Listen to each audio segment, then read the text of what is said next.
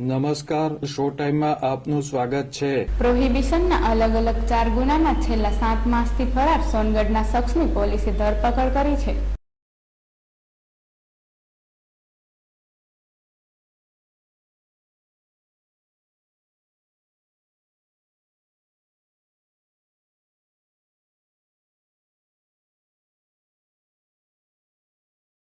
સોનગઢના પોલીસે બાતમીના આધારે પ્રોહિબિશનના અલગ અલગ 4 ગુનામાં છેલ્લા 7 માસથી ફરાર સોનગઢના મહેશભાઈ ધરમસિંહભાઈ પરમારની ધરપકડ કરી કાયદેસર કાર્યવાહી હાથ ધરી છે।